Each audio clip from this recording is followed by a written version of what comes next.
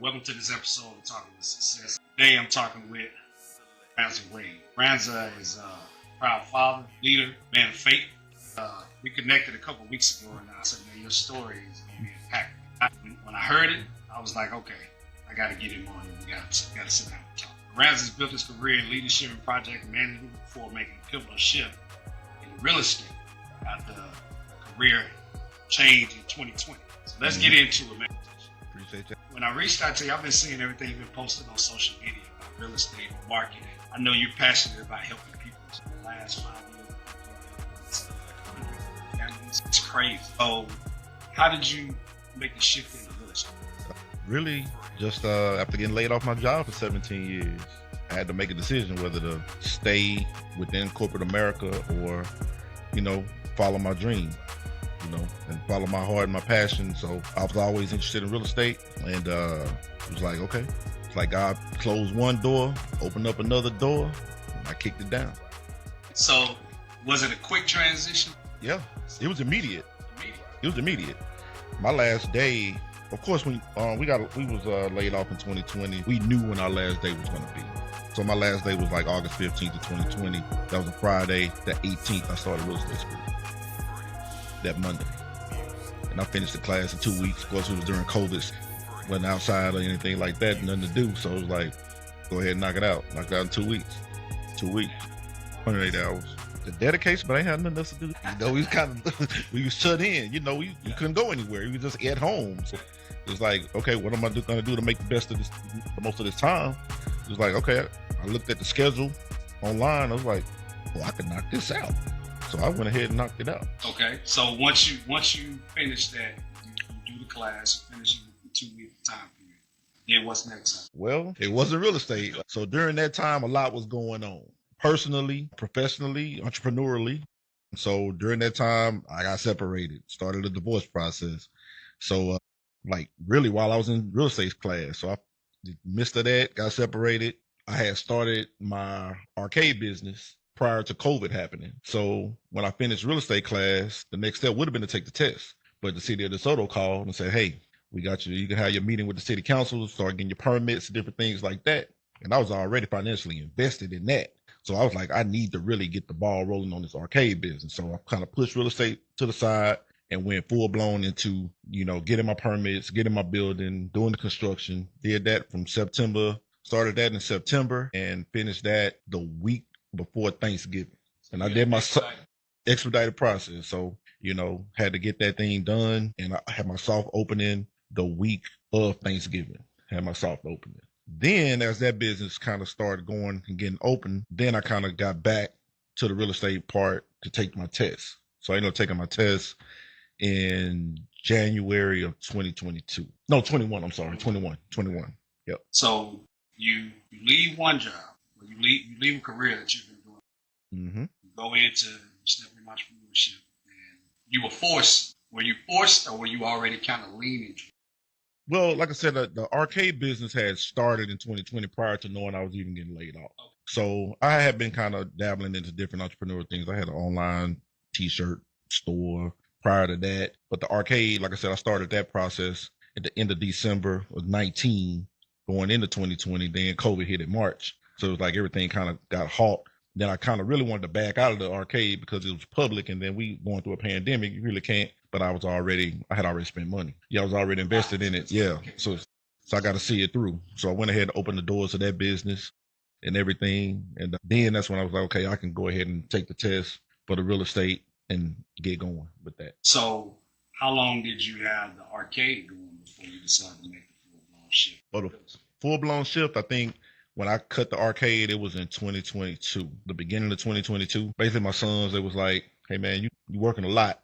Because I'm a single dad. They was like, man, look, kind of like really got to make a decision. But it was easy. Just like, okay, let's get the cars packed up. We're going to go take the stuff out the building and bring it home. So shut the arcade down like just that day, literally. So that was a family decision.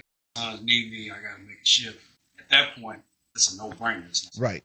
Right, family first, but also the arcade wasn't necessarily profitable. I mean, I was kind of even with it, and I felt like it was about to start taking off because in 2022 things was kind of opening up, but everybody's kind of feeling a little more comfortable with vaccines and such. But at that time is really when I saw real estate actually starting to pay dividends. And so it was like, okay, I had a little bit more life flexibility with them, still make the incomes I want to make, doing what I love. The arcade wasn't really what I loved. It was more like something to do, to be in the entrepreneurial space, because I thought it would be something I can do while still having my corporate job. Yeah. But then the corporate job was no longer there. I'm like, now I got to follow my heart. And then the corporate job, they actually called me back. Yeah, they did. They called me back.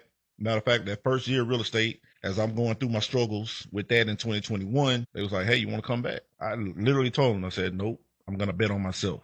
I said, if this doesn't work, I'm pretty sure y'all still want me. You know what I mean? So it was like, I'm just going to bet on myself. I just went all in. Point when they call you back, you've already got your license, you're already in real estate. Are you already thriving?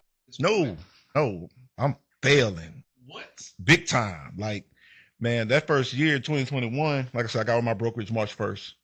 And like I said, I'm doing both. I'm doing the arcade and real estate, but I'm really cranking out real estate during the day, trying to figure this whole thing out. And at that time, the market was going crazy. Like every real estate agent during that time made money, was making big money because it was a seller's market. The interest rates were low. People relocating from California, Canada, Florida, New York, money just flying around. People buying, selling like crazy, except for me. I don't even know what's going on around me. I'm like, because I don't have a community of people. My mentor was so busy at the time that he really couldn't, pour into me like he wants, because he's all over the place, and I couldn't blame him. I'm like, you're trying to make money for your family or whatever. And so I was kind of spending the money that I did have, trying to buy leads. I was working with a few clients that didn't have a lot of money. We getting outbid on every single house. Like, because she didn't have a lot of money. At the time, see, my main client is really putting in offers. I mean, writing offers every day. Yeah, and it was competitive. I mean, we pull up to a house, we standing in line to get in. People was locking the doors. Agents would lock the door and write offers in the house.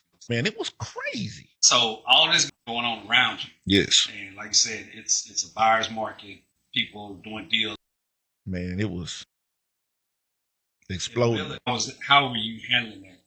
Coming in fresh into new venture, new industry. Of course, there's a learning curve. And you see everybody around you having a certain amount of success. And it's like, okay. Well, I mean, you can either do one or two things. I mean, you can tuck your tail and retreat, or you can just go figure it out. It's like I just started seeking out different resources, going into different rooms with people, trying to rub elbows. Hey, man, get information.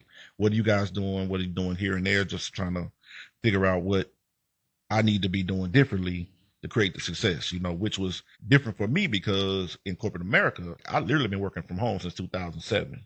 So we was working from home when that wasn't a normal thing. So I wasn't, if it wasn't a business relationship, I really didn't talk to that many people. So going in rooms where I don't know anybody it was scary. There was a lot of anxiety, but it was like, man, look, I got 2 people to feed. I got 2 people to house. So it's like, I don't have time to be scared. You know what I'm saying? Or fearful of anything. I'm like, I'm just going to go in, be confident, and believe in me and get this thing done. So I started getting some people to network with and whatnot. And that was kind of what I had to do. But it still wasn't paying off. So you get on with a broker, you said March. How long was it before you actually started seeing the benefits and the rewards? I closed my first deal December 23rd, 2021. So it was more than 9 months. What were you doing to sustain yourself? Well, I'm pretty frugal. I'm pretty frugal, so, 17 years, there's a pretty good severance package there. You know what I mean? So, had the severance package there. So was able to sustain our normal quality of life, but, it was dwindling. Yeah. I mean, it was after 9 months. So the pressure is probably up here. Bro, wasn't sleeping. They didn't know. Yeah. You can't I try to keep everything as normal as possible for them. Man, it was dwindling. Christmas was looking real dire. So getting that closing on December 23rd, never forget it. It was like, my kids gonna have Christmas. Okay. You know what I mean? And so, but on top of that, going into 2022, I had a few new leads that I had acquired that were looking to purchase in the beginning of 2022. That one closing really kind of got me going. I really can do this. And then it's like, okay, with the people that I had coming behind them, it's like, all right, I got y'all. So was it difficult for you going through, mindset-wise? You go go 9 months, and you see all these people around you that are in the same industry and they're thriving, right? And it's easy to have that mindset. Nah, I was never gonna do anything different. Because I got to the point where, man, if you work somewhere for 17 years and one day they say we no longer need you, what's going to prevent that from happening again? And at that time, I'm in my 40s. You know what I mean? So at some point, ageism is going to kick in to where it's like, man, we're not going to be able to pay you what you're accustomed to getting paid. We can start you off from here.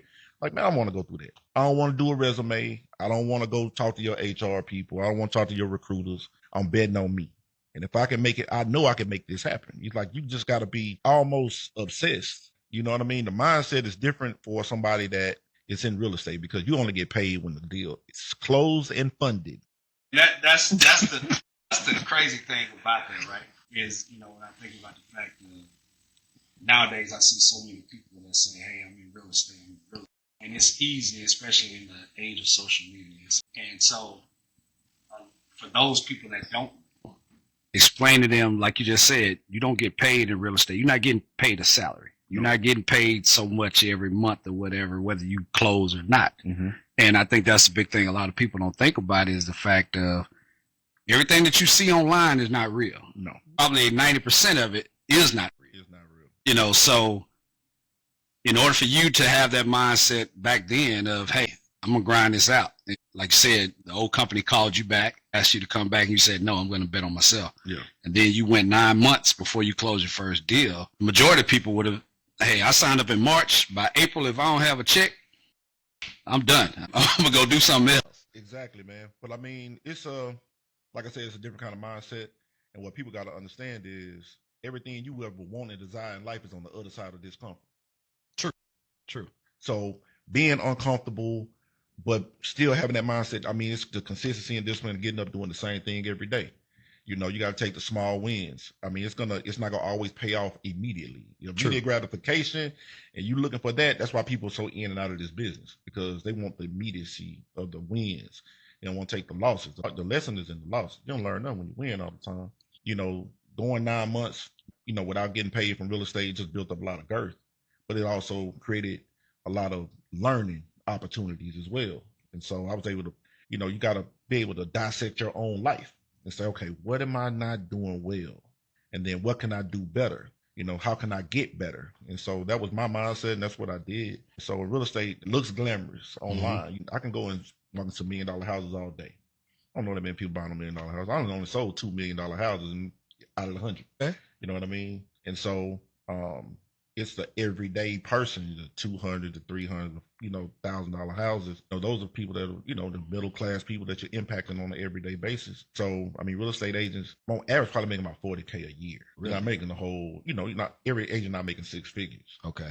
And it looks like, okay, you sell a house, you get a big commission check, but then you got your broker split, you got to pay your taxes, you got to reinvest into your business because it's not a job, it's a business. So whatever lead generation, marketing things that you're doing, you got to reinvest that money, and then you got to pay your life expenses. So you really got to stay on it to consistently produce and consistently helping families. If you're not really solving no problems, you're not really being successful. That's the bottom line. And that's key that you say that, because I've heard it said before, the quickest way to become rich, first of all, the quickest way to become rich is be born into money. Secondly, is to marry into money. Mm-hmm. But other than that is to find a problem that affects a lot of people and solve that problem. And that's the thing about real estate. You're thinking it's about like people buying houses, selling houses. But behind every purchase and every sale is an issue that needs to be solved. So if you're a seller, your house may be too big, it may be too small, it may be, you may be spending too much money on repair. You may want to change school districts. You might be divorced. It might be death, relocation, different job. There's a whole lot of reasons why people sell homes. But the same thing for people buying homes, same reasons. So it's like, okay, I need to get to the root cause of why is it that you want to do this transaction? How is this going to impact your family? How is it going to make your life better? Whether it's selling the house or you buying a home. Okay. And if I can understand that, then I got something to work with. But if you just tell me you want to buy a house, I need to understand why. Yeah, and that's key, because when you think about it, you're in the people business. You're in the relationship business, right, as opposed to everything just being about a transaction. Right. It's all about relationships. I call all my clients, they all my cousins. You know what I'm saying? We get family. I get the invites to the baby showers, the Christmas, Thanksgiving, all that stuff, because we really, as a real estate agent, you take on so many roles that you didn't account for. Okay. You're going to be a counselor. You're going to be an advisor. You're going to be, man, I'm just a full resource. You just have no idea. And that's why it's important to meet so many different people. Like, I just had a transaction that closed and, they was like, man, they want to replace the HVAC system. Made a phone call, got it done. Okay. It's about, having people in your network that you can also dish out as resources to these clients, in multiple different ways. So yeah, works out that way. So to be as successful as you've been so far in this career, you come in contact with a lot of people. I would think you got to have a personality where you enjoy talking to people. You got to talk to people, man. I just made a post about that today. About people not answering the phone. Yeah. It's like you're an entrepreneur, man. You have to answer your phone. It is crazy you say that because I see that all the time. I reach out to potential contractors and companies, restaurants and stuff like that. And they advertise, hey, call, we cater and do all that stuff. And then you reach out to them. I got to leave a voicemail. You don't call me back for 2 weeks. By the time you call back, I've already moved on and found somebody else. Yep. I mean, it's so much business that is lost and gained based on somebody not answering the phone or somebody answering the phone. It only takes one person to change your life. True. It takes one person to change your life. That could be on the other side of that phone call that you didn't take because you don't know the number. Yeah. You're not supposed to when you're in business. People are supposed to go on Google and find you and call your phone, but the crazy part, it's like even other agents, like, we had a call. I got to call other agents to get transactions. Hey, look, you got a listing. I need to ask you some questions or different things like that. Like, man, y'all not answering the phone, but y'all got somebody's biggest asset listed. You're responsible for helping them sell it, but you're not answering the phone. You're not texting back. You're not doing anything. Like, it's crazy. Man, I'm answering the phone all the time. But I mean, these are small. It's the small things that differentiate you between other people. And so, I mean, I get it. Everybody don't answer the phone every time you call because, if you busy agent, you should be working with clients. You should be on the phone, having appointments and different things, but at least call back. If I can't answer the phone, I'll, if I'm first chance I get, hey, I'm in a meeting, I'll call you right back. Just communicate. I just want to be as communicative as I could possibly be. You're just running this business because best compliment you'll ever get as a real estate agent is when your clients say, I thought I was the only person you was working with. So if you can make people feel like they're the only people that you're working with, although you're working with multiple people at the same time, that's the greatest compliment you can get. Absolutely. So you got 2 sons? 2. With everything that you've gone through, going into the transition that you made, I'm pretty sure that you realize not only do I know I have to succeed watching, what kind of message? Man, hopefully I just send this the message is that, man, look, you can do anything you put your mind to. You got to have some type of purpose. You got to wake up with some type of purpose every day. Like, what's your purpose? What's your why? They are my why. So it's just different being a father. Like I said, I've been with them since they were born. Like every day of their life, you know what I mean? Like I told them, I said, your first month of living, I've been with you more than I even seen my own dad. You know what I'm saying? They first month of life. I can't even think when they were born. I can't even think I probably seen my dad 30 days. You know what I'm saying? And my oldest son born when I was right before I turned 30. So, that's the why. Like I said, they think, they told me before they think I'm a superhero. You know what I'm saying? I would think for every parent, but especially for every father. Oh man, that's what we want. That's it right there. That will. That's it. To know that, hey, I'm doing something. Yeah. Just kind of showing, man. You can be self-made. The idea of, like I said, I get it. Everybody has their path. Whether it's going to college, going to trade school, starting a bit, whatever it is you do. It's just like we were in our generation. It was like go to college. You had 2 choices: go to college, go to the military. Being an entrepreneur was not an option. It literally was not an option. You know what I mean? And so, going to college, I didn't graduate college. Went to college like 3 years, then like got into the workforce. Everywhere I worked at, I made my way up. You know what I'm saying? So I knew like I had something different in me that I could, I always wanted to be my own boss. Not for the sake of just being a boss. It's just like I can do this on my own. Like I don't want to have to rely on somebody else, every 2 weeks, every month, however the pay cycle is to get paid, And I wanted to show my sons, hey man, you can go out here and get this thing done, And so do you think, what I know for myself, I've seen like most people that I come in contact with that have reached a certain level of success, regardless of what industry they're in, or a career choice. They've had so many opportunities where they could have given up, Mm-hmm. taken a detour. So I often ask people, did you choose the purpose? I chose the purpose, and as I got into it, the purpose chose me. So I chose this real estate thing because I like houses. I like, helping people. I didn't realize the impact I was gonna have on people's life though. Had no idea. Because it wasn't about solving problems. It was just about, hey, I want to help you sell your house, I want to help you buy your house, and I just want to be a part of that process. But then it got deeper than that. You know what I mean? When you start building relationships with people, when you start understanding people's whys and the challenges that they go through, and that this transaction, this process now has transformed these people's lives. And like you're the centerpiece of that. Like the commission check, it don't even matter no more. Because now I have people that, like I said, they're like family. You know what I mean? Like that means a lot. And it's like, man, it's almost like a ministry of sorts. So let's touch on that because I know you're a man of faith. And coming from a long line, I tell My mama don't need to see it. people ask me all the time, I tell people, I say, you know what? I think God chose me. Mm-hmm.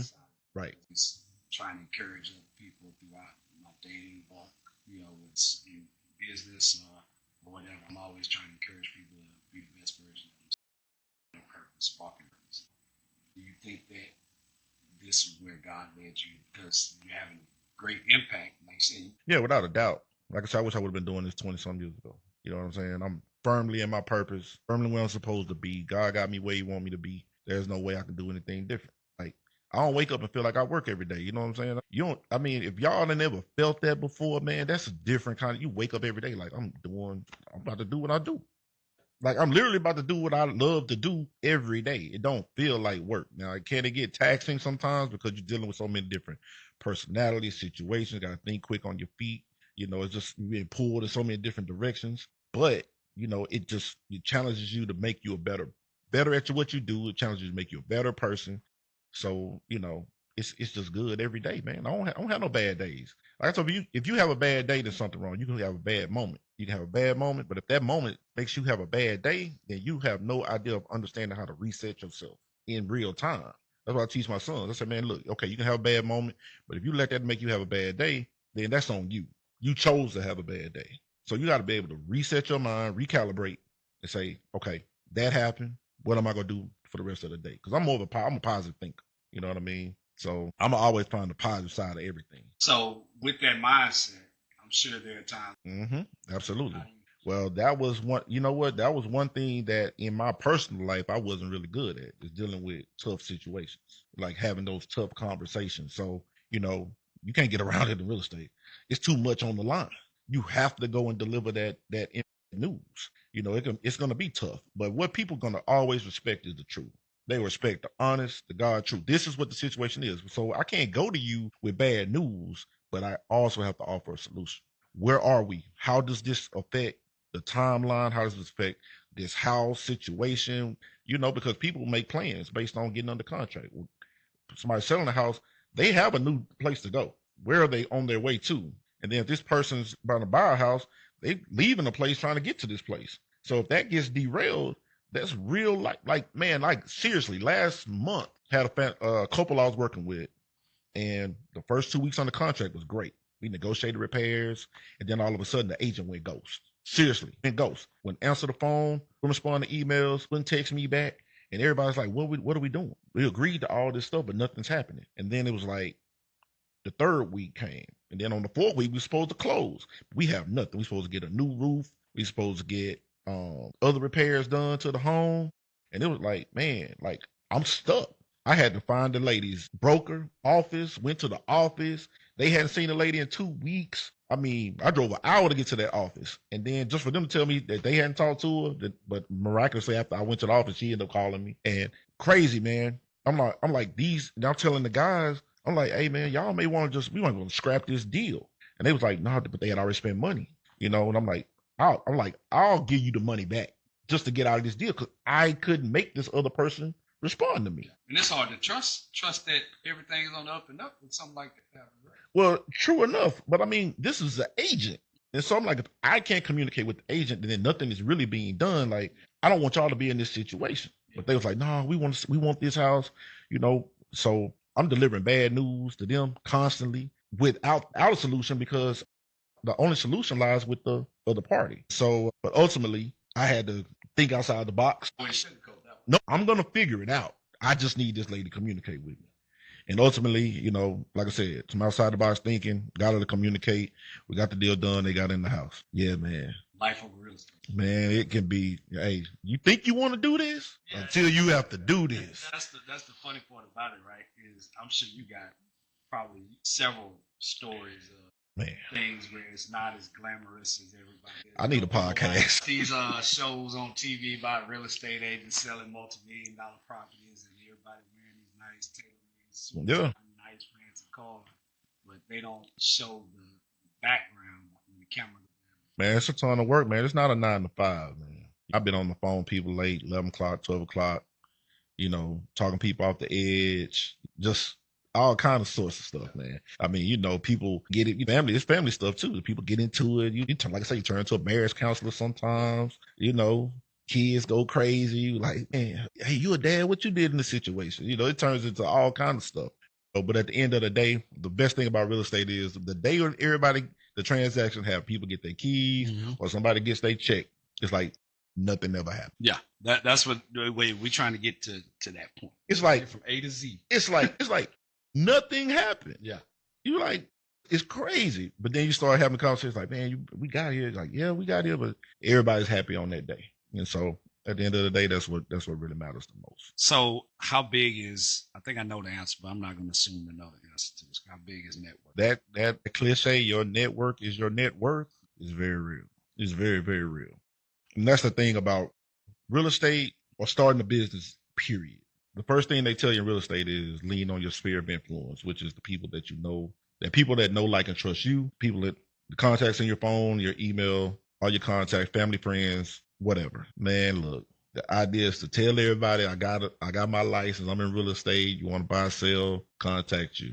Man, nothing. Cricket. Really? Cricket. I was going to ask that because, like you said, you during COVID, you decide to go and get your license, and then you let everybody know. And I know that it's typical that most of the time the people around us would be like, yeah, that's my boy and everything, but, you know, he don't know what he's doing. I know he got a license, man. I'm going to go call somebody. Hey, man, it's real time. In the field like that. It's real. Like, I knew people that had transactions that didn't call me. You know what I mean? Yeah. And, but see, that's the thing. You can be salty about it or you can do something about it. Mm-hmm. I wasn't salty about it because you don't really know me as a real estate. You know me how you know me, but you don't know me as a real estate agent. Yeah. You know, so, you know, would I have loved to have that business? Yes. But you also need some fuel to keep that fire going to kind of push forward. So you not choosing me was like, all right, I'm not mad. I'm just going to go out here and be great. And so nobody that I know really dealt with me until I started posting closings with people that nobody in my sphere of influence knew. Like, even one of my good friends, my first transaction was his sister. But I mean, most of the people that know me didn't know his sister and her husband. You know what I mean? It's like, oh, he closed the deal. But then after that, it was like no association with my sphere of influence, the people that I was helping. And so it was like, okay, maybe he does do this. They needed you to show proof that you could do that, right? Mm-hmm. You had to prove yourself in order for you to gain that credibility. Which is somewhat kind of sad in a sense, you know what I'm saying? And especially like in our community, it's like, I got to prove to you that I do this before you trust me to do it. But I mean, like I said, I understand, you know, that's kind of how things work. Wasn't mad about it. But now, like I say, I'm top of mind a lot. You know, I earned that. I earned the right to be thought of as a for referral. Absolutely. This year has probably been my biggest year of referral activity in terms of, you know, I'm always hunting for business, but a lot of the business now is coming to me. And so that's a testament to the work that I put in and the, you know, the good work that I put in. People, you know, hey, call him. So that's real cool. That's where you want to be as a real estate agent. You want to be referral based. And also with the industry that you're in, how important is it for those people that maybe even thinking of, hey, I might want to do real estate since I'm a real estate agent. How important is it? Man, look, most people go to their regular job and be undisciplined with the guarantee of a check. You know what I'm saying? I say all the time that companies put standards in place to try to get people to do the job that they already agreed to pay you. Mm-hmm. And unfortunately, most people make minimum requirements than maximum amount. Exactly. I'm going to do just the bare minimum where I can make sure that you're going to run me off when I get Exactly. You know what I mean? So you have to wake up every day and you have to set a schedule. You have to have your calendar in place. Like that discipline and consistency doing the same activities each and every day is super important. And it's going to be boring. It's going to get monotonous. It's not going to feel like you're doing anything to move the needle forward, but you actually are. You know what I mean? So that's the thing that I would tell anybody getting into this business. Like, I mean, it's a great business to be in, but the failure rate is high. And it's not because it's a job, it's because it's a business. You look at small businesses, most businesses fail within the first 3 to 5 years. So no different than real estate. It's like maybe 80, 85%, I think, failure rate within the first 5 years. A lot of that is due to the fact that you're not around the right people. You got to have a mentor. You got to have a team. I mean, even myself, like after the first year, I joined a team, and that team was the pivotal point to got me to where it's like, okay, I can really do this. I got around a group of people, and the team leader was a great mentor, taught me a ton, but I had did a lot of training up to that point on my own. It's like, because real estate school teaches you, it prepares you to pass the test. It does not prepare you to do the work. Like most schools. It's not the work. It's not the work. Like, man, like the only thing about real estate schools I think I use all of the every day is the contracts. Other than that, all that other stuff really not being used. So you got to be around the people that have had experience, because no two transactions are alike, and being able to navigate these problems, because it's going to be, not every transaction is smooth. You know, how to negotiate, how to, understanding the contracts, how to get in and out of different situations within the contracts. So getting around the right people is going to help you be successful. I mean, like I said, there's some people that got into this and just took off and been great ever since. But a lot of people just, there's the ebbs and flows, because you got to get used to, like I say, being disciplined every day. You might have a great month, and then you might fall off for 2 months because you were servicing these people trying to have a great month, but not generate new business. It's like you restarting the cycle over and over. So you got to be able to put points in your day to where you're doing these things to keep your business moving forward, while also servicing these people simultaneously, and then start systems and processes to where you can scale. Because you're gonna get busy. Once you start being successful, you got to find, maybe a VA or some type of extra hands to help to do different things. Transaction coordinator, hey, do that. Like, I ain't trying to touch transaction. Push that off to somebody else. But that's the business expense. You got to pay for that. Just like a VA, you got to pay for that. You may have somebody cold calling for you. You may not like to make cold calls. You may have to hire somebody to do that. Get into this with the right. I would tell anybody, go talk to some real estate people first. Find some people that's fairly successful that do this full time. Because anybody's doing part time, you're not really getting the full. Oh, they can really teach you how to do it. You do it part time, yeah. Because they still comfortable getting that W-2 paycheck. You know what I'm saying? Those of us that's back against the wall, this is all the way we get paid. It's a different animal. So, do you set like daily goals or monthly goals? Oh yeah. Yeah, absolutely. Yep. Bare minimum. Yeah, you got to have your goals set monthly, quarterly, half a year, semi-annual, and annual. You want to meet or exceed those goals regardless of what the market is. And like past couple years been real tough for a lot of people, but you got to outwork whatever that condition is. Like, we higher interest rates, high prices, people on the edge about buying. So a lot of listings sitting on the market right now because a lot of people not buying.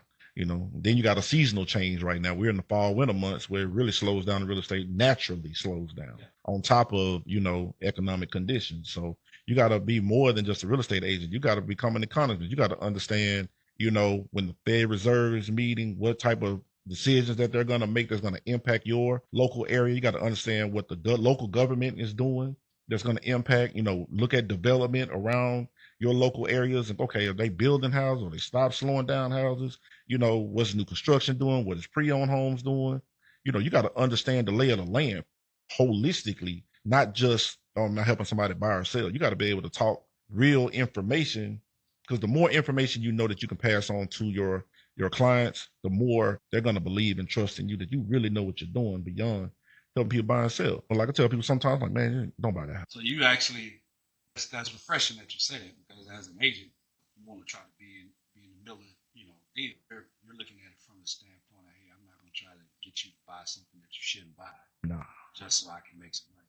Man, I'm not going to have you do something I wouldn't want somebody to do me. You know what I mean? That's not cool. Man, that's a lot of money. That's what integrity. That's a lot, man. Look, that's the biggest purchase that most of us are going to have is our home. So there's no way I can put you in something that, a few $100,000 disaster. You know what I mean? Whether it's your decision or not, you're gonna still come back to me. Like, what?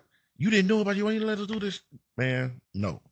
Like the other clients I was just talking about. I said, man, we might need to just walk away from this deal. You know what I'm saying? Like, I know, like I was willing to put up my own money and say, hey man, look, I'm gonna pay y'all the money y'all already invested in it so we just get out and go get something that's better. Now that goes a long way. When I'm dealing with somebody that I know, hey, you willing to put skin in the game to make sure that I'm most people I'm seeing is very few and far between people that like yourself and stuff. I'm saying, I pull the money. Yeah, man. It's not something that as an agent, it's not something I have to do. But I mean, it's just like the same time, man, I'm trying to put you in the best situation you can be, especially we in this real pressure cooker that we was in at that time. It's like I can't. There's beyond my control. Just not with the other side not communicating with us. So for me, that was the best way at that time. Was like, all right, man, look, we can go get another house. And I can drop this off to y'all. I consider that like a business expense. The price of doing business. Sometimes I've done it a lot. Y'all done it a lot. You know what I mean? From where we come from being born and raised, that's what we consider solid. Yeah. It's that I always say that we came up doing an era. We hanging out. I got a sandwich. You don't have anything. We're gonna split it in half. You know what I mean? We're gonna split it in half. It's just natural for me. Like I said, I'm in business to make money, but I'm in the people business. I'm in the human business. So I'm not gonna be, out here. I'm not desperate like that. Your name is more important than anything. At the end of the day, no matter, you can lose everything financially. The name is what you stand on.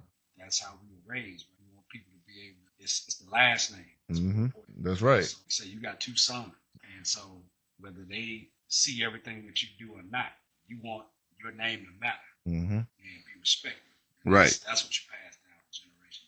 Exactly. And I'm a firm believer. It always come back. It's always come back around. You know what I'm saying? I may not know when it come back. It may come back. It may not come back in the same way that it went out. It may not be money. I may be getting good fortune somewhere else. You know what I mean? You just never know. Whatever good fortune, I'll be like, it came back around. Yeah. You know what I mean? So, you just got to be, a human in business.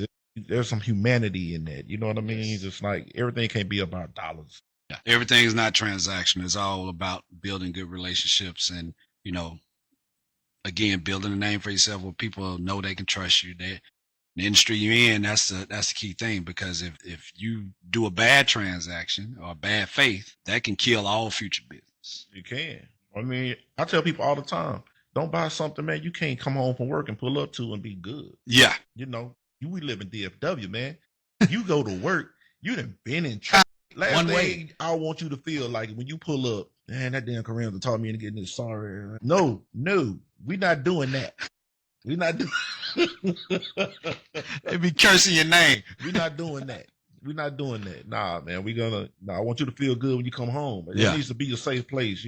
Like, man, I'm so happy I got my house. I'm going here and be comfortable. I dodge all this crazy traffic. That's everything, man. If you've never owned a home, man, you just don't know. Exactly. Like, you can go into your place that you paid for, you control your environment. You know what I mean? It's a different feeling. So what do you see, especially in our community? What are some of the biggest things or biggest excuses, I would say, or reasons that people give you for why they aren't trying to be commitment issues? Commitment issues. It's big. It's a big educational gap. Big educational gap. A lot of people don't understand what owning a home can do for them. You know what I mean? In terms of setting them up for wealth. Like, I made a post last week. I was doing some research on the how long people rent. So the average age of a renter starting out is like 23. And right now, the average age of a first-time homebuyer is 40. 17 years. So 17 years. Yeah. In America, the average rent's like $2,000 across America. So you're looking at like $408,000 if you rent for 17 years at that number. Wow. You could have bought a nice house. Yeah. You bought a nice house for somebody else. And you didn't spend all that money and walked away with nothing. Yeah. So, equity is not tangible. And in our community, we like tangible money. Yeah. We want something we can see and feel in We our want hand. to touch our money. Yeah. So that equity is like a ghost. It's like it's not really there when we having real conversation. But that's why I like to illustrate the real, like the transaction. On every transaction, when a buyer and a seller, that's called a settlement statement. So you got the buyer side, you got the seller side. And on the buyer side, it'll say, what you need to bring to close. On the seller side, it say cash to seller. There's always a number there on it says cash to seller. Mm-hmm. That is the money, the equity that seller is making on their transaction. Yeah. It's visible. You can see it. It's right there. And I've never seen a transaction where the seller didn't make money. I've never seen one. That's fact. People can argue all day. I think a lot of people argue negative points because they're unable to buy. Okay. So a lot of people, it's frustration. I get it. Things are high and a lot of the wages aren't keeping up with the price of things. And so there's a lot of people that's frustrated. Not that they don't want to own homes. It's just that our economy hasn't given them the ability to do so. Yeah. Like you working at jobs and you're not getting, your wages aren't increasing at the rate that everything else is increasing. So it's not like people don't want to do it. It's just that they just can't afford it. Yeah. But, people talk about taxes. In Texas, our property taxes are high. Yeah, definitely. Insurance goes up because of these weather events, hail and different things such as that. But I mean, you're paying it anyway. You know what I mean? So it's like, just because you may not get the bill with your name on it doesn't mean that rent actually includes the mortgage, the property taxes, the Preach. the HOA, all of that. It includes that and the maintenance. Yeah. So it includes all of those things, and you just because you don't have your name on it, I mean you're not paying it. Like the landlord is not your friend. He's not offering any charity. Because you pay $1,500 a month. Yeah, that his mortgage might be $900. He didn't own it for a very long time. It may even be paid off. So you may be paying exactly that part. You're actually probably, if it's paid off, then you're just giving positive revenue to him or her or their business, and they just go and buy more property. Yeah, they're playing real life monopoly.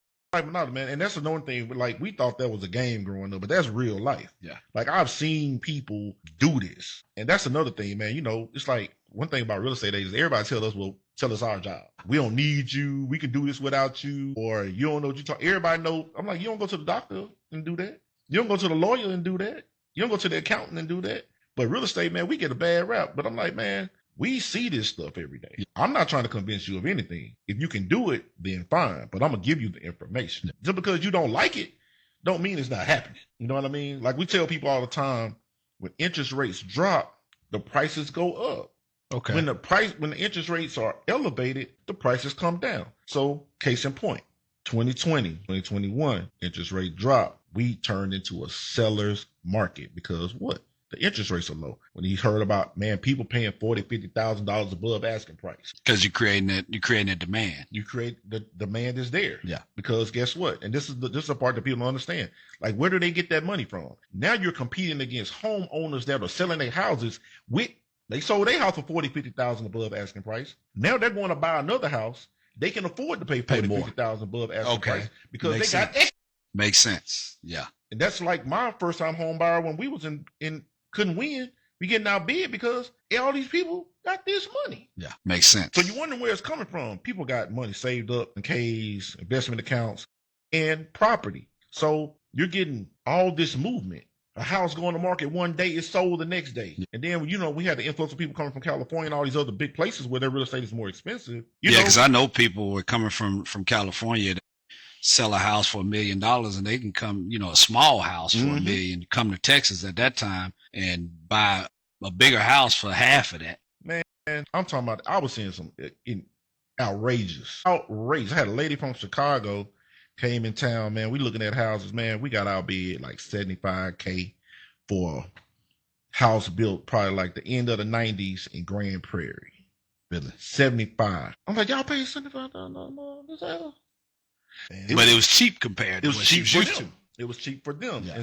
And they wondered, they're like, why the prices get out of control? Well, during that 2-year span where the interest rates were low, you create what's called a comparable sale in that neighborhood. Yeah. The price is not, it's not coming down. Now the appraised value is what that is. Yeah. Okay. So yeah, those houses, like I sold my house during that time. So, I walked away with $140K, but I sold my house. Yeah. You know what I mean? So I participated in that. But at the same, and people wonder, like, man, why the price? Yeah. And so look at now, the interest rate 7-8% the last couple of years. If you look at, there was a report came out this morning in DFW, prices are like 84% less. The values are have lost 84% of value. Wow. This year. Absolutely. So those houses that in 2020, 2021, those prices coming down. Like I had a client, recently we put our house on the market in the spring at 655. We're at 520. That boy still ain't sold. Because there's the market correction. It's a correction. Yeah. But that's part of it. The interest rates are elevated. Demand goes away. It turns into a buyer's market. Mhm. Prices start to come down. So that's why I tell people now. I say, do you want to buy when you say, well, when the interest rates get low? No, that's not the time to buy. Because it's going to be too competitive. It's going to be too competitive. You can't. Right now, you outbid you. You can get what you want. Yeah. Almost. You know what I'm saying? You find a house that you can afford and go and ask for everything. Every day. Every day. Your name get pulled out that hat. That's what I call my boy. When I got my name pulled. I said, man, my name got pulled out the hat, bro. He's like, what? I was like, yeah, man. Got laid off. You just, It's happening more and more. Like there was information this year. 300 black women got laid off earlier this year. It was like 300,000 black women were laid off this year. That's just black women. Now, who are the most educated right now? I always say we all too. That's it. So that's why I'm big on ownership, big on entrepreneurship. Right. And I mean, I'll even tell people, man, like if you want to do real estate is a great thing to do part-time, but you're going to have to answer your phone. You know what I'm saying? I mean, you can do 4 or 5 deals in a year, and that's better than clocking in somewhere on a part-time job. You know what I'm saying? Like you can really make, a whole other income part-time without investing the full amount of time. If you chose to do it and got around the right people and did it the right way. It's people that do it all the time. So, and I think that's why a lot of people get into it too. They want the flexibility, but it's going to get to a point to where you'll get that, you'll start getting them clients. You'll be like, man, you know what? I just need to leave this alone, this job alone, and just press forward. That's the goal, right? I know for me, it's always been, hey, work your plan B while you plan A. Right. And you want to get to the point to where you can tell plan A, hey, this ain't working out. Basically, you want to find a job. I tell people that for real because real estate is expensive. I mean, if you don't have, I'll tell anybody, man, you get into this, you need to have about 6 months of money saved up. And that's the key that a lot of people, they don't have that financial stability, or not even the stability, they have financial mentality, right? 6 months. Wait a minute, because there's a certain amount of discipline. Right. There's a lot of upfront investment, you're going to have to make. Even so, there's a lot of driving potentially because 9 times out of 10, when you first start this game, you don't get a lot of listings. You're going to be working with buyers. So you may be doing a lot of driving. You got to pay your fees. Or you got to, whatever investment you got in marketing or whatever the case may be. Social media makes that a lot easier because you do a lot of things for free. But, bills still got to get paid. So, that's why it's cool when people have a job. I'm like, man, don't quit your job just yet. Because you don't know if this is really what you want to do. June. I mean, I still haven't seen the reward stay in certain positions where they're not necessarily happy, but they're comfortable. Yeah. Because they know it's familiar, they know I can count on it until they can't. I mean, man, being comfortable is dangerous. Yes. I always say being comfortable is the first symptom. Being comfortable is dangerous, man. Like you say, you get your name pulled out your hat. You know what I'm saying? You just, no, man, you got to have a plan in place. And that's the thing about real estate, man. It's something different every day. You got to get up and go get it every day. There's no ifs, ands, or buts about it, man. Like if you're not close to my life, you wouldn't know some of the stuff I be dealing with. You know what I'm saying? Like some people close to me, they like, man, if I didn't hear this phone call, you couldn't have told me. You couldn't have told me that really happened in real life. Like this is what you do every day? Yes. Solve problems every day. Big problems. I saw where you posted about a month or so ago. You were going over to a client's property to install doorknobs or something like that. There was a new lock on the door. There was a lock on the door. Yeah. Lock, everything got messed up. Like, and she was like, it was one of my listings. She was like, man, what am I supposed to do? I got it. We got full service. We got to rekey this thing locked. Man, I done painted houses. Man, I'm talking about, bruh. Whatever, by any means. By any means necessary, man. I did a whole lot. for these clients, man. But it's all out of love, man. Just love for what I do. That's that certain level of, like you say, you own your own business, so that's that certain level of sweat equity. Yeah. As I always tell people, being an entrepreneur is not for you. Man, you got to. I'm trying to tell you, man. Like I say, the idea of being a boss, man, y'all can have that. Yeah. Y'all can have that. Being a boss is overrated. Experience at times. You know what I'm saying? Yes. So it's like you work entrepreneur life, man. You working way more than what you do with them 40 hours. 40 hours a week, that's cake. Entrepreneur life, bro. There's no. That's the thing. There's no set schedule. And when people hear that, it's easy to say, "Oh, there's no set schedule." I mean, I can do what I feel like. No, that's not what it means. That means that today I may work 22 hours. Today I may work 24 hours. I may not get any sleep. I got to be here. I got to do what I'm doing until it's done. Not until I feel like, okay, I'm ready to stop. And that's the key thing. Aren't built. No. Yeah. Hey, man, look, you look at most real estate agents, man, you see all these little memes and stuff online, man. People going they can't even go on vacation. You on the phone. You at dinner. You on the phone. I mean, if there's a deal on the table, man, you got somebody's life in the palm of your hand. You better pick up that phone. Yeah, they don't want to hear that out, man. Hey, back with you. So the people you choose to be with relationship wise, man, they don't understand, man. You got to cut them loose. Hey, man, I'm on this phone. I'm on this laptop. Hey, look, hey, success comes with a cost. It comes with a cost, man, and everybody don't understand what that is until you see it. People are like, I want to, a partner make 6 figures, man. Do you know what come with that? Yeah, it's easy to see, and that's the other part, right? That they want to be there for the wins. I want to be there for the celebration, the finish line. There's a long journey, twists and turns, and a lot of pitfalls. Yeah, where it's easy if you're not built for it. As soon as you get to that first fork in the road, right. That's what keeps a lot of people from reaching that certain level that they think they want to be, but they don't want to put forth the energy and effort to go through all the ups and downs, be able to get to the finish. But what people don't understand, that transformation that happens to you organically as you're going through the ups and downs. That's why if you're dealing with somebody that's successful or somebody that's building and they've gone through a lot, man, they're not going to have time for your BS. You know what I'm saying? They didn't did too much to make themselves who they are. And it's not an arrogance at all. It's just that it's just something that it's created in you. It's just in your gut, in your soul. Like, you know what I'm saying? I built myself up to this point. Nobody's going to bring me down. Yeah. And what they don't see is like people that don't know you. Somebody see and they'll think, oh man, he's an overnight success. They don't see all those sleepless nights for the last 5+ to get to this point where never. You might have worked overnight. Oh, I done worked overnight. Exactly. I done worked over. Look, that's what I tell my sons. I be trying to, I tell them, I say, man, look, you have to do the little things a whole lot consistently every day. It's going to feel like to the outside world it was overnight, but you know what you've done. You know what I mean? Like, it's like I tell them, I said, man, look, you see the finished product of LeBron James. That's what you see. You see that version. You didn't see all that work that he put in when he was in high school to get drafted out of high school. All these people, you see the finished product. You don't see all the other stuff. You know what I'm saying? And that's the thing, like the work. And that's why they protect it. That's why they feel so different about their craft and whatever they doing, because they experienced all that heartache. It's a lot of losses. It's a lot of heartache. It's a lot of struggle, strife, disbelief. Anything that you can think of bad, lack of confidence, who am I? You look in the mirror, I mean, you like, man, you challenging yourself. You really don't know. And you got to come out of all that negativity that's within you, not even considering the outside negativity that may be coming your way. You got to overcome yourself first. Yeah. And that's the toughest thing, right? Yeah.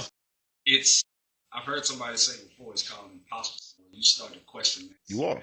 You've achieved a dream, right? And I've heard somebody say in the past that if your dreams don't scare you, then you're not big. You got to become somebody different to achieve what you're trying. You have to. You cannot be the same person sitting without success and turn into somebody with success. It's going to change you. And that's not necessarily a bad thing. And I think that's the part of the narrative that, in society, we look at bad, like what's like changing is bad. No, you can't grow unless you change. You know what I mean? You cannot grow without change. It doesn't make you a bad person because you change. It's good, but you will be different. You're supposed to be different. It's evolution. If I'm the same person I was 5 years ago, I would not be sitting in this chair right here today. You would have never looked at me and thought of, hey man, I want to invite this guy and have a conversation with him and different things like that. But I had to overcome a lot. Even like I have a lot of mentees, man, that they are so afraid of social media. They will not post themselves on social media. And I'm like, they're like, well, you do it so easy. I said, do you know how many times I fumbled through videos? Yeah. Like, fumble, man. I'm talking about redo it. Man, I gotta redo it. I gotta redo it. Like you see the last one I posted, but you didn't see the first 20 that I stumbled through. Funny because we had this conversation before. What people don't even realize about me is, I'm hosting this podcast and all that. I'm really shy by nature. I'm an introvert, and I never like the sound of my voice. So for me to be doing this, when I tell you this is like stepping outside of my comfort zone. It's like you say, everything you want is outside of it. Yep. Right? It'd be easy to just stay in this little box and be like, okay, yeah, I'm comfortable, life is good, but you're never going to achieve anything that's worth having without becoming somebody new. That's right. I mean, confidence is the product of repetition. So you have to do things consistently and a lot in order to get confidence. I mean, just think about it. Just, like I said, I'm a dad. I talk to my kids all the time. I say, man, you used to learn how to walk, you used to bust your butt, but you kept getting up. You know what I'm saying? We all have levels of fear based on adults that raised us, because we had no concept of fear when we were little. If you look at any psychologist and talk about kids probably have the biggest imagination, the biggest everything, until adults start telling them, no, you can't do this, no, you can't do that. Because when you're a child, you believe you can do anything. You'll climb up on something real high and jump off and think you can fly. You don't know. You know what I mean? And so as we become adults, we get wired and indoctrinated into all these different mindsets and different things of the people that raised us and the things around us, and we become less of a version of ourselves. But there's a greater version of yourself on the other side of all that stuff. You know what I mean? You just got to believe in yourself and just go for it. Like, I mean, what do you got to lose? I can tell my friends all the time. I say, man, y'all are so smart and have ideas, but you afraid to do it. I said, but I said, there's one thing you know how to do better than anything else that you don't even know that you know how to be better than. And it's like, what is that? I said, you know how to be broke. True. Now, that's a word. The greatest fear anybody has about stepping out and being successful or doing and trying different things is you're going to be broke. Absolutely. Coming from where we come from, man, you know how to be broke. Being broke at the end of the world, I got stuff to sell that can get me over. You know what I mean? Like, there's creative ways. You got the internet. You afraid to be broke. You're afraid to be looked at like a fool or having a little shame. You're going to have to, I mean, it just is what it is. Nobody believes in you. If you want somebody to believe in you, man, you got the wrong mindset. You got to prove it to yourself first. Like I said, there's somebody quoted this thing one time, man. I don't know who it was, but it said, it's not that you're afraid to be great, it's that you're going to be asked to be great again and again and again, and you don't want to do it. Somebody asking you to be great multiple times, you like, no, I just want to do it once. No, do it again. And that's the same thing in real estate. It's like, if you can get one transaction done, you can get many. You know what I mean? And you got to have that proof. Like I said, when I got that first deal done, man, that was it for me. I'm unstoppable. Because I always say the best way to stop momentum is never let it get you. So once you get that first one, okay, now all I need to do is, even though every transaction is going to be a little different, I got experience now. I know what I need to pull from in order to get this thing across the finish line. So now you just duplicate it. That's the confidence. That's the repetition. Yes. That's where you start getting the confidence. I mean, like I say, it's the learning. You take in so much information, and you got to get, now it's time for the output. That's just where it's at. And so people like, you can just talk, like, my son be like, man, you can just talk to anybody. Man, that's what I do. We had to verbally communicate. We couldn't hide behind a text message or anything like that. We had to talk to people. If you couldn't talk to people, there'd be a lot of single brothers. Wasn't no sending a DM sending her a text message. If you couldn't walk up to her and ask her, hey, what's your name? Can I have your phone number? And you got shot down a lot. Hey, man, it's the chance you took. And that's another thing in the world, man. Nobody wants to be rejected. Nobody wants to feel down or be told no. Mm-hmm. But, like I say, our generation, we had to do that. There's no joy.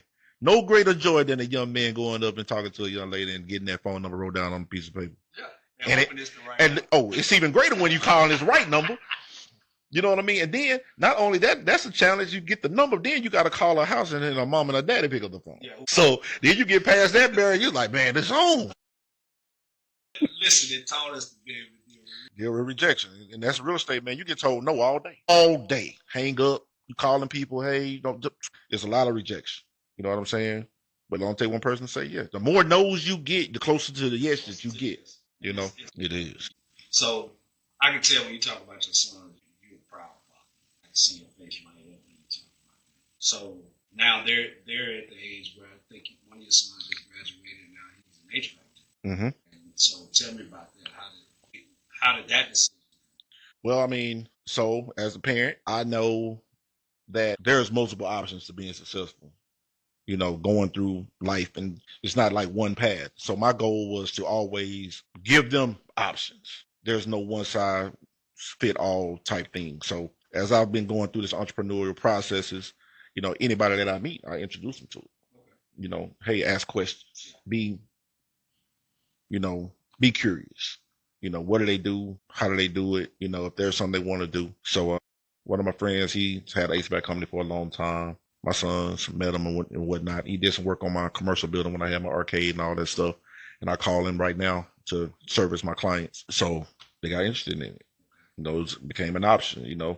Then also me being in this industry, you know, I talk to builders. I know where there's a lack of, you know, trades, whether it's plumbers, electricians, HVACs, carpenters. There's just it's not enough. And so the opportunity for them to, you know, get into that business and thrive for the rest of their life. Like really, you can eat for the rest of your life, you know, because it's not enough. And it's going to take a long time before the number of HVAC techs or plumbers or electricians to even get to a level to where it's like diluted. You know what I mean? They should be good forever, but that's kind of how that manifests itself. And then, like I said, based on, like I said, my kids are not me. I was a nerd. They ain't like school. You know what I mean? So it's like, okay, I got to figure out something, give y'all some options to where, you know, because we're not going to college wasting no money. That's profound what you said, because I've met so many people that, and not knocking college, you know, education is important, but for me, I've always felt like knowledge is important. Mm-hmm. But I've seen so many people. Man, I know so many people. Still paying that student loan, though. And then that student loan got you where you can't buy a house because your debt income ratio too high. Speak on it now. You about to upset some people, but the truth is the truth. Truth is the truth. I don't care who tells you. I'm trying to tell you, man, that's me, man. Like I said, I'm not here to be your friend. I'm here to give you the information. It is what it is, you know. Like I said, when I'm dealing with my client, that's what they respect about me. You know, I'm going to give it to you like it is. This is your situation. This is what you can do, this is what you can't do. You know, I had a conversation with some young couple last night, and, you know, they had in their mind what they were thinking. You know, basically, you know, young lady was like, you know, I want to spend about $225. I said, you want to live in a crack house? Come on now. She was like, excuse me? I said, look, anything livable in DFW 225 is a condo.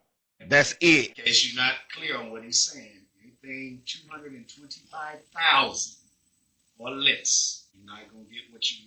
No, you're not. Your idea of what that looks like probably is not what it really is in reality. Now, I know some small cottage style houses out in Crandall you can get. You know what I mean? Like 225. It's a brand new.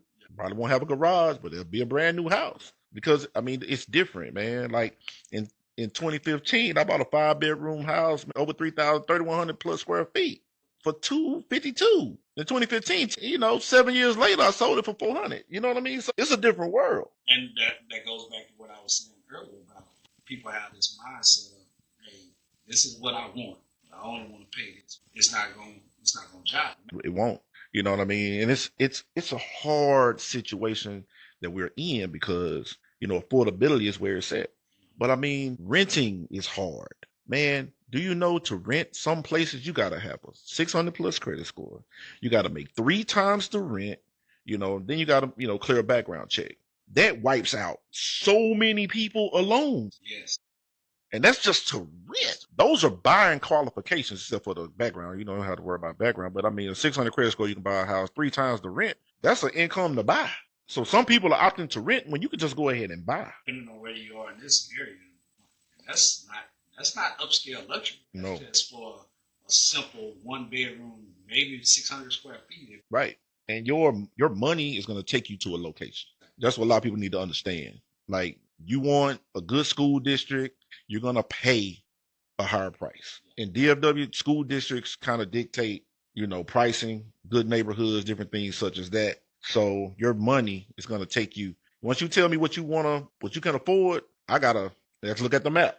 This is where you can live. Bottom line, it is what it is. It's funny because that's kind of like, I remember back in the days where you could go to a car dealership and the car salesman would come out and be like, hey, what are you looking to get? And you tell them, hey, there was a change in that where salespeople decided, hey, man, I'm not going to be out here having you test driving all these vehicles before we even go in and pull your credit and realize you can't afford none of the stuff. Right.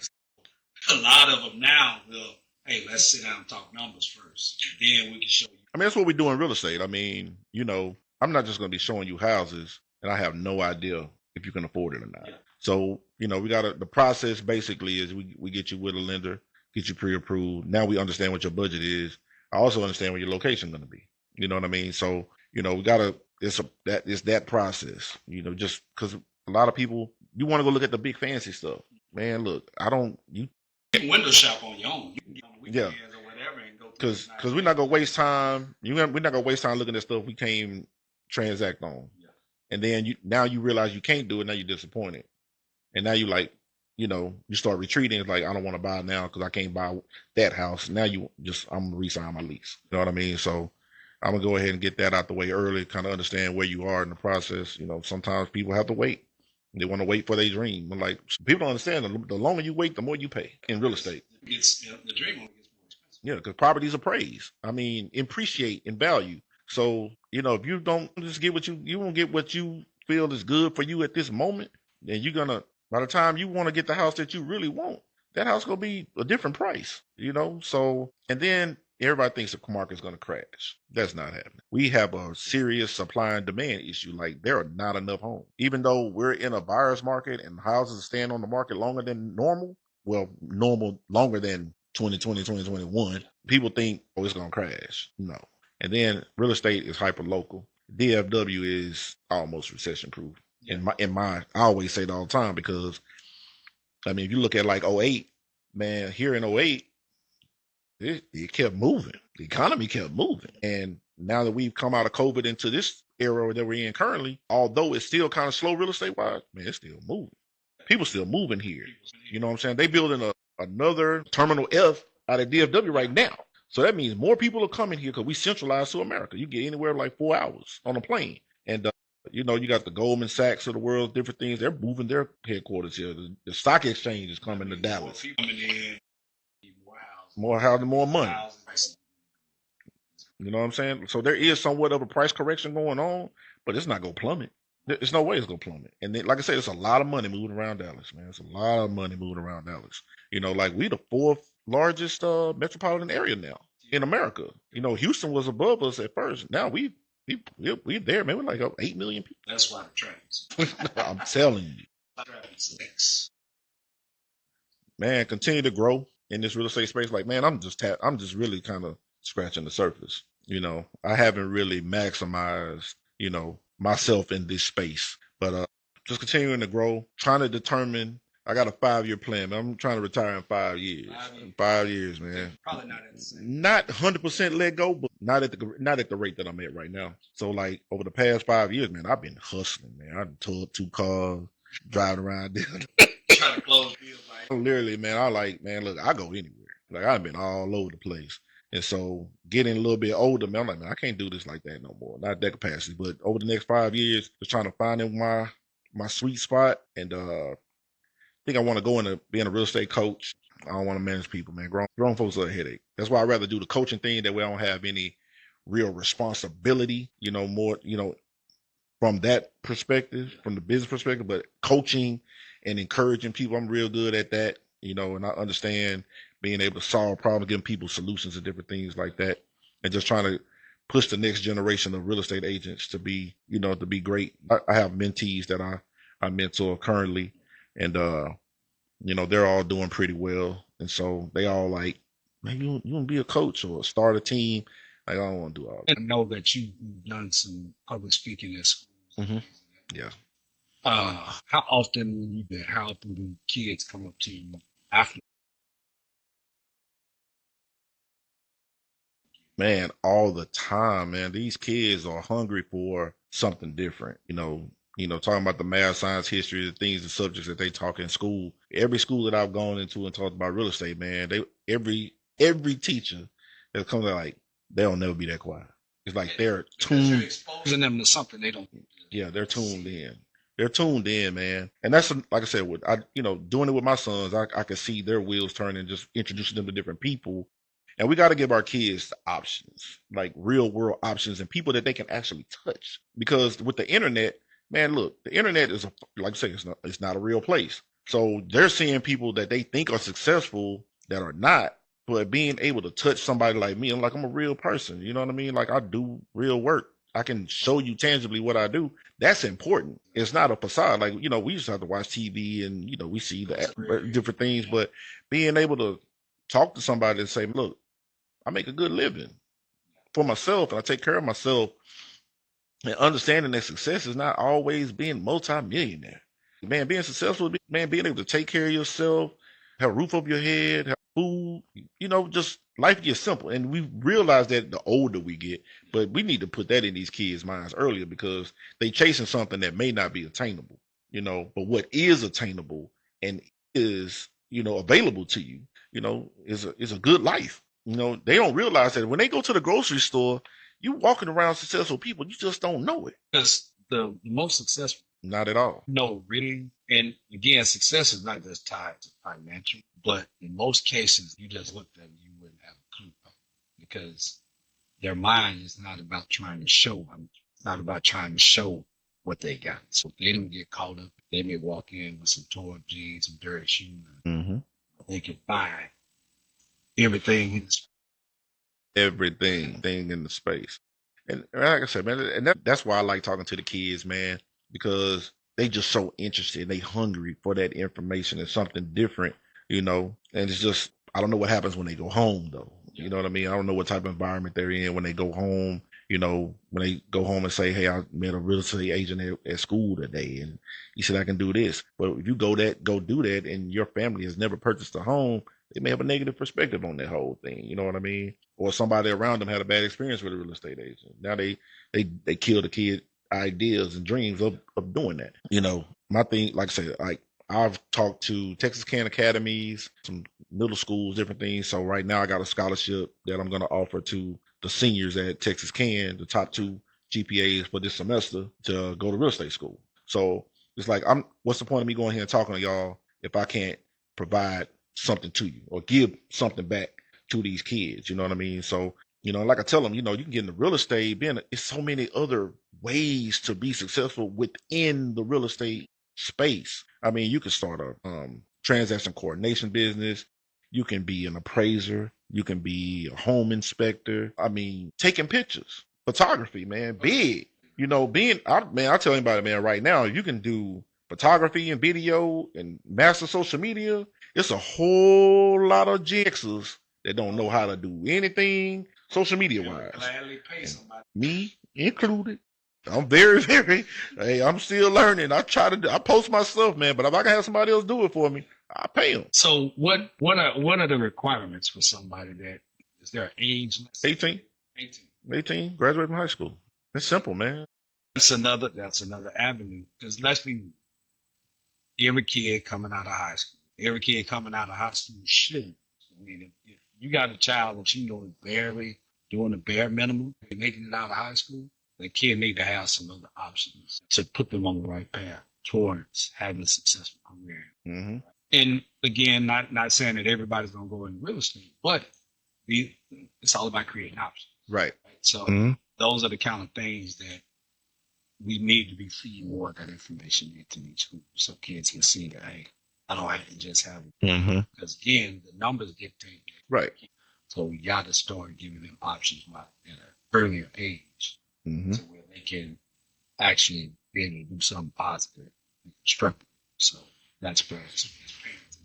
Man, I challenge parents to do this. If you have kids, you're an adult, right? You go to work every day and you know what you make in your salary, whether you check the check or you doing pretty well. Why would you send your kids to college, especially having all this information, knowing they go choose a degree path to that's not going to fund their life? That doesn't make any sense whatsoever. Like, have your child even, you have the opportunity, like if your child says they want to be, do some AI work, or, be an engineer, or, any type, whatever their major is going to be. Have you introduced them to somebody that does that work? You may find out. Because you're looking at titles, but we know every title, when you get into that workspace, what all comes with that. So in my mind, if I would tell any parent that's listening, take a different approach. You know what I'm saying? Reverse engineer that thing. You want to be this? Okay, well, let me go find somebody that does that so I can introduce you to them. Maybe they can shadow them at their job, see what the day-to-day looks like before you go spend $100,000 at a university for them to get out of school, get a job. It's like, this isn't what I thought it was. Exactly. Yeah, like I'm saying, I ask people, what's your GPA? Whether you're in school or not, your GPA is nothing more than you need to come up with a plan achievement. You need to have consistent action. What I tell people is, it's okay if you decide in the middle of it, you're going to change the goal. But you need to make that decision. Okay, so I thought I wanted to go to school to be an attorney. And then I realized that, hey, I'm not cut out for this. Okay, let's go ahead and rewrite this. Let's change the goal to something that I really want to do. Come up with a new plan and then put forth action. But it has to be in. Right. We got the action down. But we have no concept of where we're trying to get to and what it's going to take us. Yeah, that's true. So that's the thing. I applaud you for going in and speaking to youth and inspiring them, giving them the information, because the inspiration is only going to last so long. Mm-hmm. So being able to give them real world information on, hey, this is. Yeah. But I mean, and they got to see it, man. And giving up, you can't give up just because it get hard. True. It's, like I said, everybody ain't supposed to be able to do it. It's supposed to be, you got to be able to come over. It's going to be hard. Everything, it's going to be hard somewhere. You got to choose your hard. Being broke is hard. You know what I'm saying? Being broke is hard. But doing this work and not being broke, hey man, the more you overcome, the easier things get. And like I said, the more action you put towards things, the luckier you get. It seems lucky to the outside world because they don't see the work. They don't see all the work that you've done, and it's like, man, you're so lucky. You're so lucky. It looks like that to you, but you haven't seen all this work that's been put in. So, I know you touched on it before, but what's your definition? Man, being able to, for me, it's just being able to take care of what I want to take care of. You know what I mean? You get blinded by society when younger. Younger me would have been like, I just want to be rich, buy my mama a house, do all this stuff. You know what I mean? But now success is basically, man, being able to be healthy, being able to get up and do what I love each and every day. Got a roof on my head, food, my kids taken care of. I ain't never had to ask nobody for nothing, thankfully. You know what I mean? So I don't owe anybody anything. And then like the other day, man, matter of fact, yesterday, driving, I was going to Shreveport. I said, you know what? This is what success is. Because I was able to get in my car, fly to Louisiana, be there for a friend, come back on my own accord. I ain't have to ask nobody, I have to put in no PTO. With the idea somebody may say, no, you can't go. We need you here. Or I got to call in and now I got to get a point or infraction or whatever. You know what I mean? I had to do all that. That felt like a successful life to me, being able to do that on my own accord. I don't have to ask anybody's permission to do anything, and that even being a friend in a needful situation, I was able to do that. You know what I mean? So, and that's not a brag, but that's just, the position that, I've earned for myself. You know what I mean? Because it's not, but when I got back, I had to work.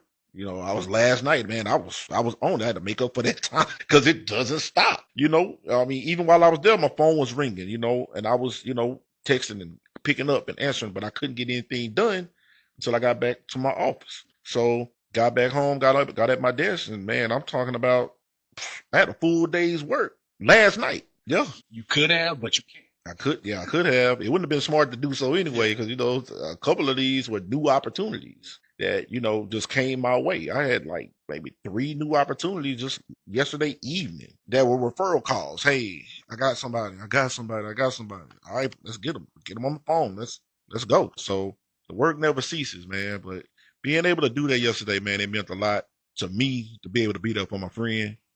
And, during that time, and that's what success is, man. That's what it is. Being able to take care of you and your people. So I know you say your phone rings out the hook, ring is nonstop. Get some more phone calls. Can people reach out? And my cell phone number is 972-814-3062. I'm on social media, Carranza Wade, pretty much on every platform. Find me, call me, text me, email me. All my information is on my social media pages. But yeah, that's my direct cell phone number. Y'all can call me anytime. You know anybody that want to buy, sell, invest, you want somebody that want to become a real estate agent and need a mentor, I don't mind helping, man. I help everybody. I don't care what brokerage you're with either. So some of my mentees are with other brokerages. So, you want to sit in on some of our calls, you can do that. I do Zoom calls with them. We talk about different things, different situations we're going through with transactions and stuff like that. So, yeah, man, whether you're an agent or a potential client, hey, come my way. So there you have it. We've been talking with success with Carranza Wade. Good brother. He's inspiring people. He's reaching out to the youth. He's helping the community. I mean, we need more people like you, brother. So I just want to tell you, I appreciate it, man. Anything you need, we're going to stay locked in. We're going to make some amazing things happen. Stay tuned. So you guys will see more from Carranza. This has been this week's episode, Talking with Success. Thank you.